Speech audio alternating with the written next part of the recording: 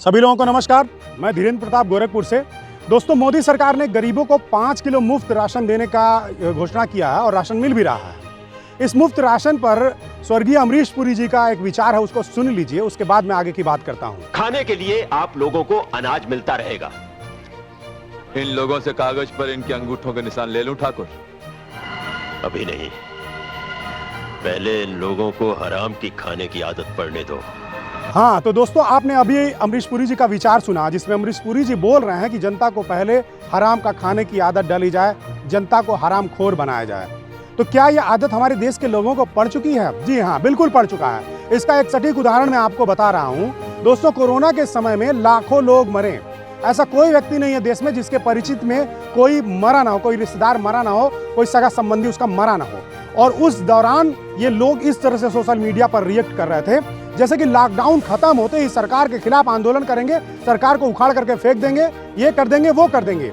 लेकिन इसी दौरान सरकार के द्वारा एक अफवाह फैलाई गई कि कोरोना के द्वारा मरने वाले लोगों को 10 लाख रुपया मुआवजा दिया जाएगा। कहीं कहीं भाजपाइयों ने इसे 40 लाख बता करके लोगों को गुमराह किया।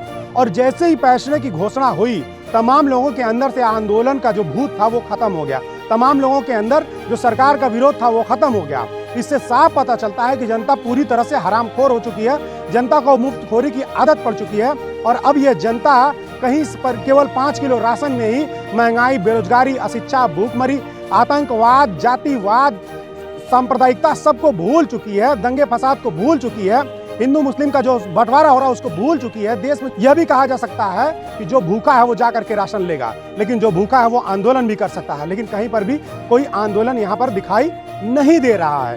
देश में जितनी भी योजनाएं आ रही हैं, उन योजनाओं में से देखिए केवल इस तरह की योजनाएं आ रही हैं कि जनता को भिखारी बना दिया, जनता को मुफ्तखोर बना दिया, जनता को पूरा सरकार के भरोसे छोड़ दिया जाए। जनता को कहीं से भी आत्मनिर्भर बनाने की कोई योजना नहीं चल रही है। देखिए, सरकार शौचालय बनवा रही है, सरकार घर दे रही है, सरकार के सांसद विधायक पहुंचते हैं तो ठंडी में जाकर के कंबल दे रहे हैं, गर्मी में आकर के वहाँ पर प्याऊ लगा दे रहे हैं, घड़ा लगा दे रहे हैं कि पानी पीजिए। तो इस तरह की ये जो योजनाएं हैं, ये जनता को पंगु बनाने वाली है। सरकार को चाहिए कि वो जनता को रोजगार दे। सरकार को चाहिए कि शिक्षा को पूरी तरह से मुफ्त कर दिया जाए, कि एक आम आदमी पढ़ सके, उच्च शिक्षा ले सके, तकनीकी शिक्षा ले सके। लेकिन शिक्षा का पूरी तरह से निजीकरण और व्यवसायीकरण कर दिया गया है, बाजारीकरण कर दिया गया है। सरकार को चाहिए चिकित्सा की सुविधाओं को पूरी तरह से मुफ्त कर दिया जाए, लेकिन सरकार क्या कर रही है? उसको नहीं मुफ्त कर रही। सरकार आपको मुफ्त में राशन दे रही है। सरकार से सीधे सीधे मुद्दे की बात करनी होगी, सरकार से सीधे सीधे रोजगार की बात करनी होगी। जो भी खास करके ग्रामीण के जो लोग हैं, वो लोग जब कोई मुफ्त की बात आती है तो टूट पड़ते हैं। उनसे मैं कहना चाहूँगा कि ये जो मुफ्त का राशन या मुफ्त का कोई भी चीज़ आपको दिया जा रहा है, ये बिल्कुल मुफ्त नहीं है।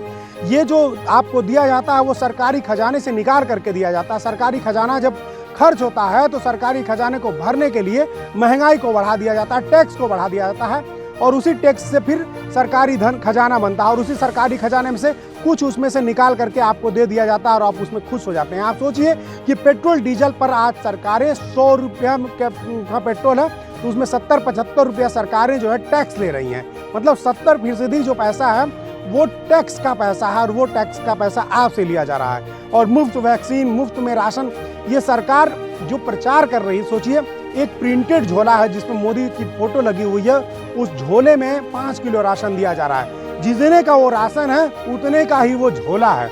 यानी कि सरकार जितना आपको राशन नहीं दे रही है, उससे ज़्यादा वो पैसा प्रचार में खर्च कर रही है। ये सीधे सीधे तौर पर सरकार अपनी मार्केटिंग कर रही है, अपना वोट बैंक बढ़ाने की कोशिश कर रही है। ये दिखाने की कोशिश कर रही है कि हम आपको मुफ्त में दे रहे हैं, जो वो कहीं से भी मुफ्त नहीं है। वो भरपाई हम ही आपको करना पड़ेगा। और आज हम अगर राशन मुफ्त में मिलेंगे, कंबल मुफ्त मिलेंगे, शौचालय मुफ्त मिलेंगे, घर मुफ्त मिलेंगे, तो हमको उसका भरपाई भी करना पड़ेगा। हमको टैक्स के रूप में वो पैसा आप सरकार को लौटाना पड़ेगा, और वही महंगाई के रूप में हमारे ऊपर आकर के फिर से गिरेगा। लेकिन इसके साथ साथ जो सबसे बुरी बात है कि हमारे लोगों के बीच हरामखोर बनने की प्रवृत्ति आगे बढ़ती जाएगी, भीख मांगने वाली प्रवृत्ति आगे बढ़ती जाएगी। सरकार आपको भिखारी, भिखमंगा बनाना चाहती है, सरकार आपको आत्मनिर्भर नहीं बनाना चाहती है। अगर आपके अंदर जरा सा भी आत्मसम्मान बचा है तो सरकार से भीख मांगने के बजाय अधिकार मांगिए और उनसे कहिए कि हमको रोजगार दें। सोचिए कि अगर आपके पास रोजगार होगा तो क्या आप 5 किलो राशन के लिए लाइन लगाने जाएंगे?